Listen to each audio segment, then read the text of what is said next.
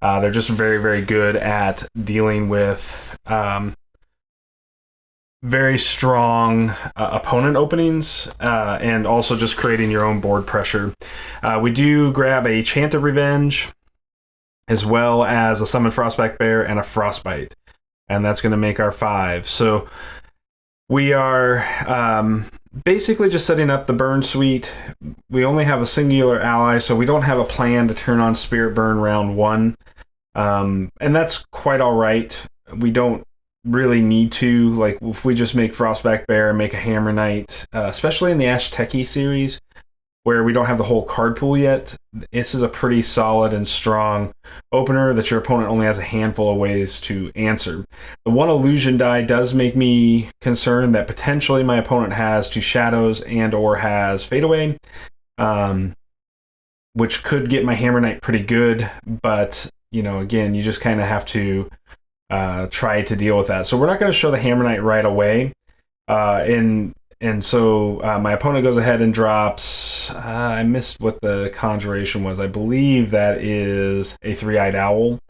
3-eyed owl isn't super concerning for us. He's going to get the owl off because we have no way to kill the owl before it will get to use its ability. So we just go ahead and put a bear book down and let my opponent make the owl. We're going to end up meditating some here. So I meditate a single ceremonial. That's just so I can play the Hammer Knight. Puts a Blackcloud Ninja in the discard. I don't mind the Blackcloud Ninja in discard because if there's a reason to pull it out, I certainly can. Just having access to allies. Most likely what we're going to face here is, again, owl play, which is what we just saw. And so I think I can take my time now and just go ahead and summon a bear. No reason to really show my opponent the whole hand, and each card I play from hand gives the perception of owl being stronger. So, but we still go ahead and put the chant down here as well, get it on the board for a variety of reasons. And we discard the Hammer Knight to the owl. So I'm thinking my opponent thinks, you know, to a certain degree, he's getting a strong value, and he does take me away from being able to use a round 1 Frostbite with this play. But end of the day, I'm not sure it really matters. We're going to meditate here because, again, we're not under any sort of time constraint. My opponent hasn't put together a strong board yet. So we meditate 2 cards. We lose a Final Cry. We make the last Ceremonial. This just preps us for using the Ceremonial power to bring the Hammer Knight back at the cost of 1 life. And then we are able to play the Hammer Knight. Obviously, we're not going to be able to root armor the Hammer Knight right away. And here comes the Gilder book, which we're going to be less concerned with overall. You know, so ideally, you know, we're going to go ahead and at this particular point, I think our best may be to Ceremonial power. We get our Hammer Knight back. And I don't remember if I attack with or play the Hammer Knight right now or if I proceed to. It looks like I'm going to go ahead and play the Hammer Knight right away here. That lets us put the Hammer Knight into play. And again, really what happens here is, you know, my opponent can go ahead and make a Gilder and do some things, but he doesn't. I still have the wolf die left. My opponent's got like all of his dice still left, and I just attack with the bear here for my main action because I didn't want to pass. This sort of puts pressure on it if he decides to try to kill the bear. You know, I've already got the bear down from that perspective. So not going to be able to kill his snake in this round. So like if he does actually effectively eliminate some part of my board here, you know, he's got a variety of ways to sort of approach that, but he doesn't have any threatening units to threaten the Frostback Bear or threaten the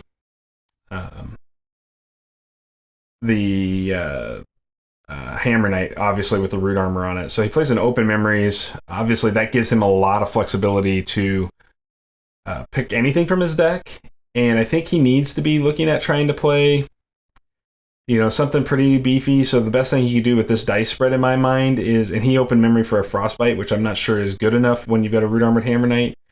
But I think he could have opened into, if he had Frostfangs in his deck, like he would have been able to Frostfang and then Command Strike the bear after having the snake down. And that would have been a pretty good way. He's going to get the bear here. He's now prepped to play the snake. I'm just going to pass because I know he's not done yet with all those dice, and I don't want to exhaust my Hammer Knight yet. I just want to leave it up. Ideally, we can put a damage on a Gilder from the overkill ability, and he just passes his turn out and doesn't play Snake. I think that was a mistake, and I think he admits it after the game is over that he didn't mean to pass his turn out on a double pass, but I don't think he wanted to summon the Snake yet. I'm not sure exactly what was the reason for considering the pass action. Now we've got lots of tools in our hand to deal with Snake between Steady Gaze and Fade Away. And we've got, we've got a few things. And we had a little Ashteki issue where I told it to keep my die, and I think I selected the wrong thing. So I just wanted to leave my wolf die for threatening wolf and being able to make sure that my Steady Gaze or Fade Away can land on his snake when it comes out. So we're starting to definitely get a board together. Obviously, round 2 Hammer Knight is not my favorite play here because bottom line is, we would prefer to have an ally that's going to turn on Chant and start the Frostbite burn, but obviously, like, Frostbite is ready to go. And I don't want to tip off the Hammer Knight play. So he plays a Gilder, pings a bear. And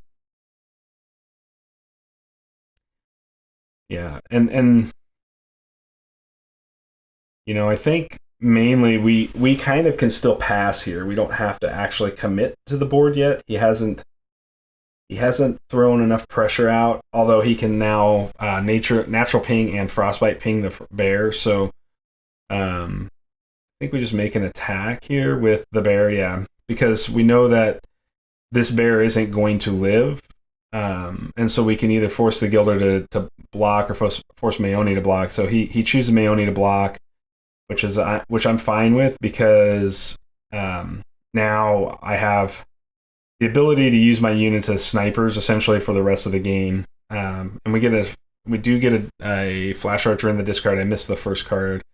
But we do bring both of those up. I wanted the Final Cry online so that if he does kill my bear, I can Final Cry him to 6. Again, just continuing to put pressure on with burn damage. With the premise being that I've got 2 less health than Maeoni, so I have to make up that health differential and continue to put direct Phoenixborn pressure. So here comes the snake. He doesn't have the dice showing right now for the Golden Veil, so that allows me to not use the wolf. So we'll see. He goes ahead and meditates, it looks like, to make a Golden Veil, and he meditates, I think, to raise a nature die, potentially. So we're definitely going to use the wolf because we want to make sure that he can't use a Golden Veil to protect it. This is probably just a play mistake to Steady Gaze here. The reason being is because that it forces a later round where I have to have an illusion die back on board to get the Fade Away to work, and I could have saved me a dice in this particular round. I'm not sure that it would matter in the long run other than being able to turn on some other things. So he gets the Hammer Knight from hand with the Memory Drain. Owls are certainly a thing that you have to deal with, or they can become problematic very quickly. We're going to play down, I think, we play down the second Frostbite. Again, just now having the board presence to be able to use any of my dice to ping away his Gilder, ping away his Three-Eyed Owl. You know, those kinds of things are going to be powerful. And eventually those Frostbites will pivot to doing Phoenixborn damage. And we did get a DC. When that happens in a game, just remember to hit your refresh, and it will put you back online in the game state right where you left off. So, you know, looking at the board state, my opponent's still got a grip of cards. Like, he's got good tempo on me here.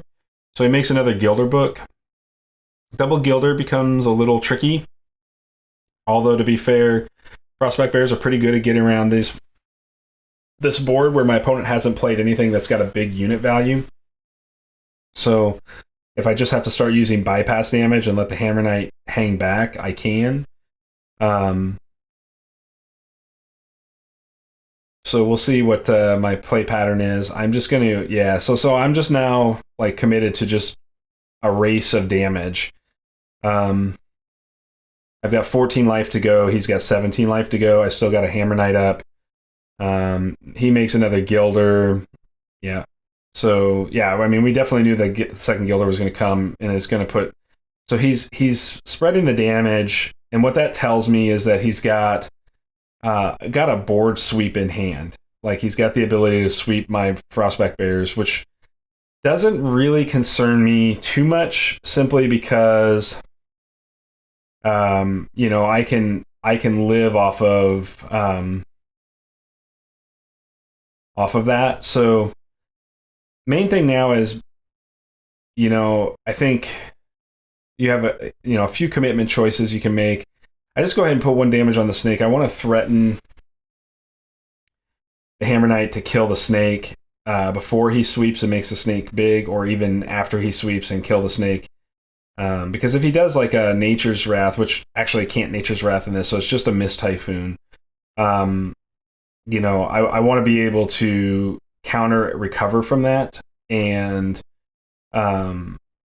that's going to be possible, you know, in this particular state with Hammer Knight. Now, the one of Hammer Knight left behind, you know, that means that I can use the Frostbite on Gilder. I do have a Fire Archer in the bin, so that's another quick unit to recover. And I do recover it here. Even playing it into the Mist Typhoon, it's fine because we got a big Gilder now. We have a 4/6 Gilder. And a 4/6 Gilder is particularly problematic for the Hammer Knight in the sense that, you know, it's going to leave 1 damage on the Hammer Knight, but because he's not playing Ceremonial, I don't have to worry about Festers so much. So, you know, I can just, again, leave the Hammer Knight back as a defender.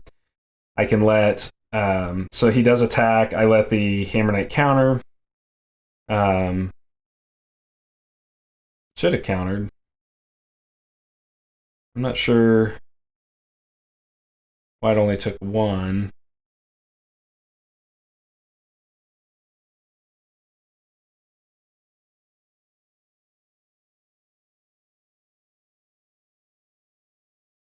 So we ping the other Gilder, and I do make a potentially critical play mistake here.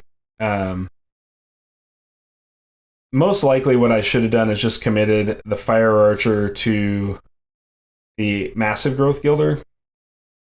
And the reason being is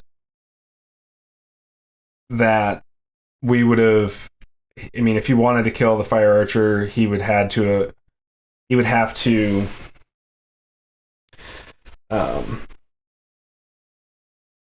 yeah, so here's the attack with the Fire Archer attacking. Yep. And so I take some damage here.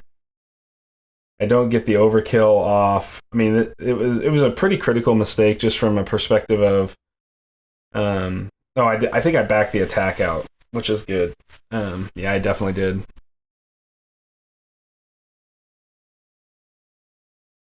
And just spreading the damage just gives Hammer Knight a variety of targets for its kill ability, as well as gives my Frostbite reach. into the next round for these units that don't have recover. So I'm just sort of playing a long game here.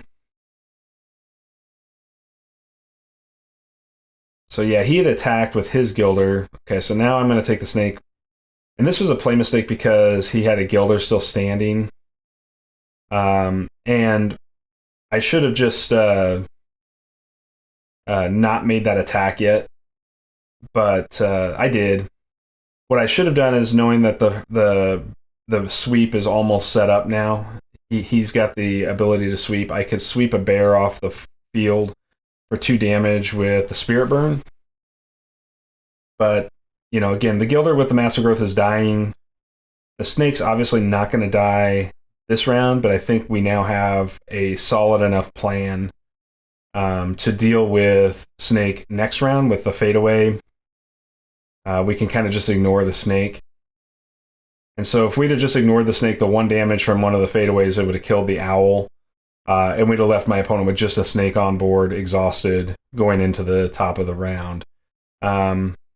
Keeping the ceremonial die. I like Final Cry and Fadeaway in this state. I expect my bears to die. And I think he's going to open with it that way. So we get a Stormwind Sniper and an Anchornaut, both unit fodder. Great defenders here for Brennan. Give me great Spirit Burn potential.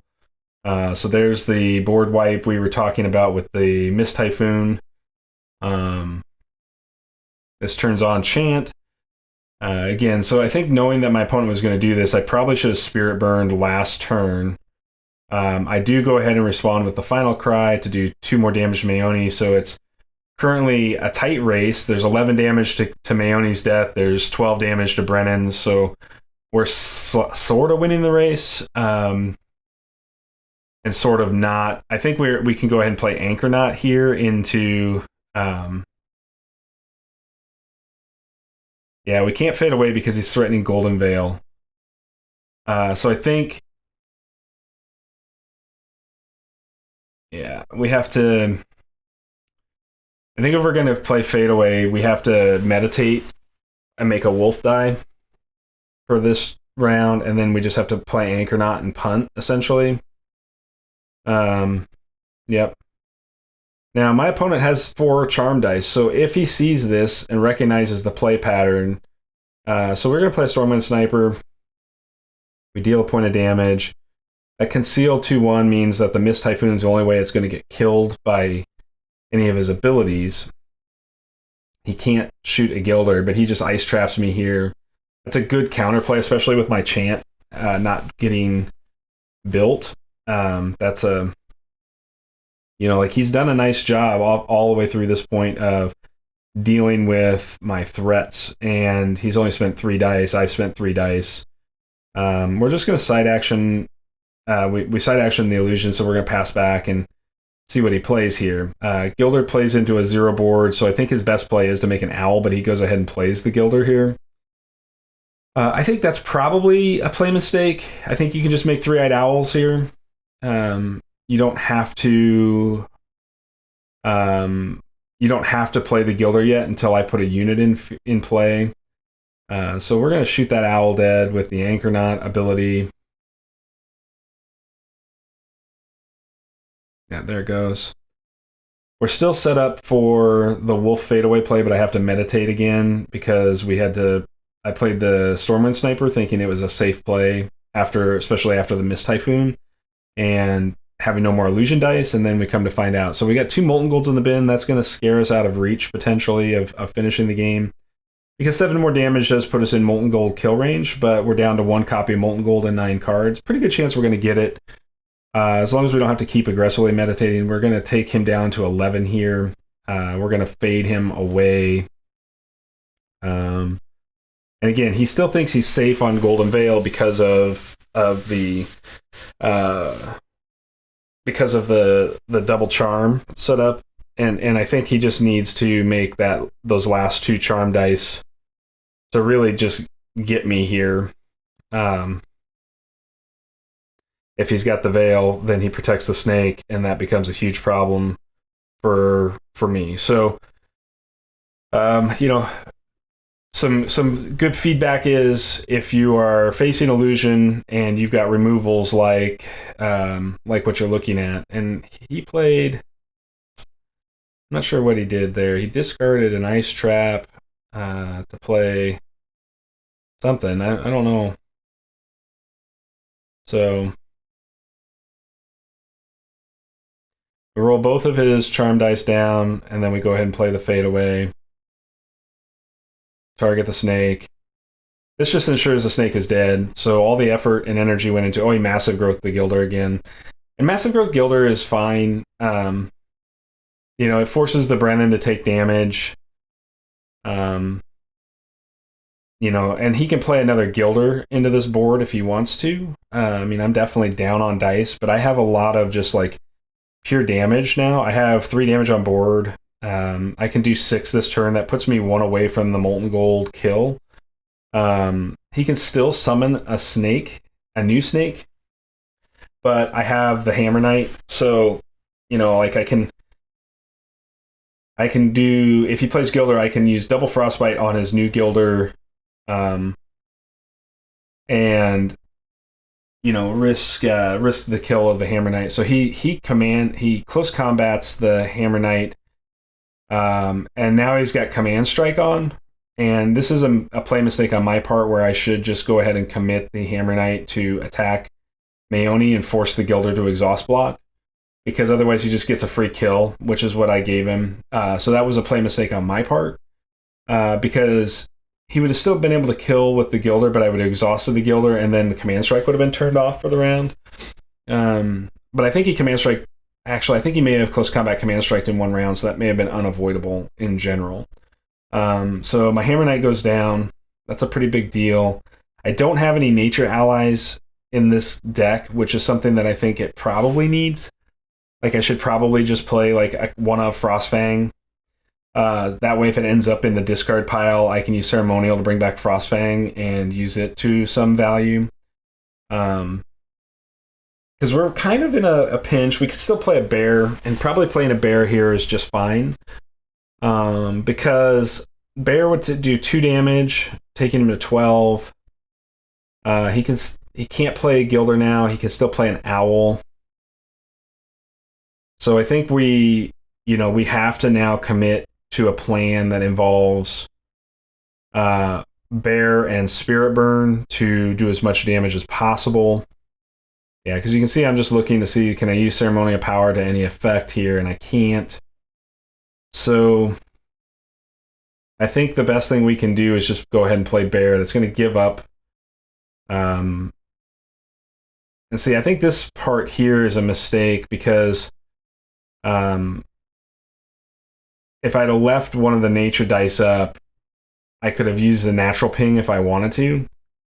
Not that it really matters, but okay, so he attacks the bear, and I'm just going to let Brennan tank this 4. It makes no difference if I go to 11. Oh, actually, I just counter. See, I think I should have just let Brennan take the 4 and use the bear as a pressure tool. So even in like going back here, we're doing post, like I'm talking about this game in post commentary. There's certainly play mistakes that I'm making as well, because from a line perspective, I'm not getting advantage off of that Gilder, and I had Gilder killed without the bear being removed. So I can make a Blackcloud Ninja. I don't think, I think probably my best course of action is just Frostbite to the face, but because all of his units are dying as well. So I guess we're just going to end up in a situation where like I have 1 unit left and he has no units left going into the top of the round. So this allows me to take him to 13.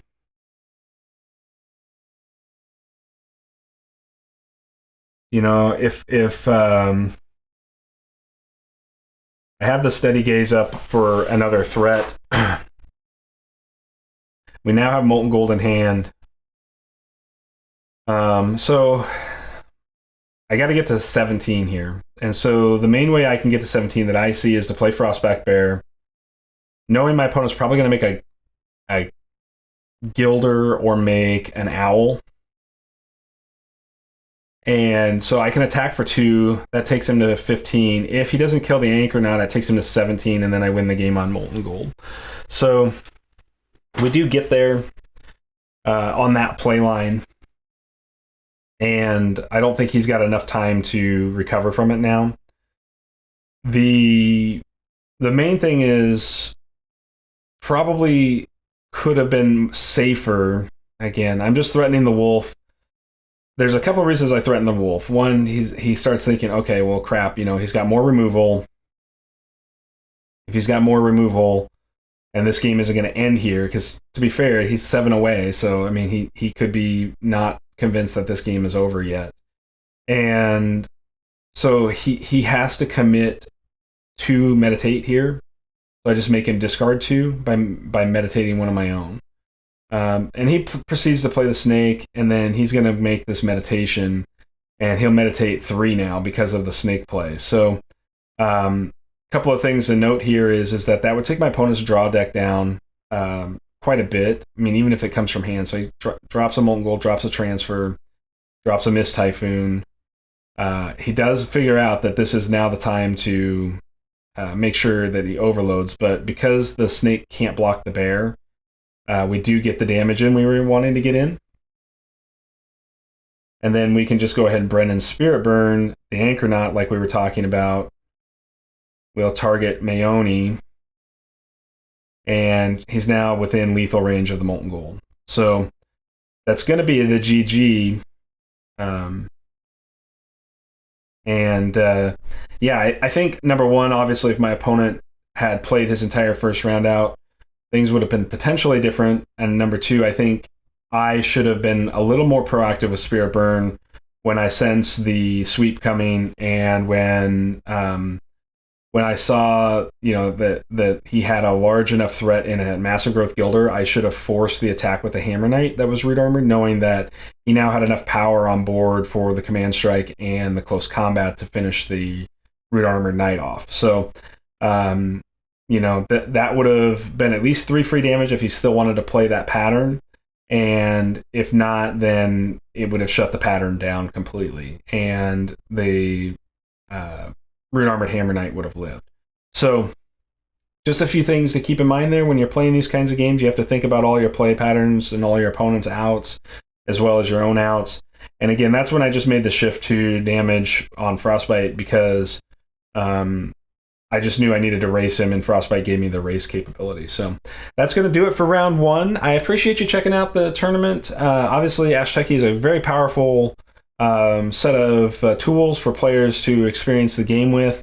And I will be back with more round 2 coverage after we get my round 2 match in. And of course, keep an eye on the channel for the top 8, top 4, and finals match from the season 1 of our tournament. And then season 2 for the Shuffle Bus tournament is starting very soon.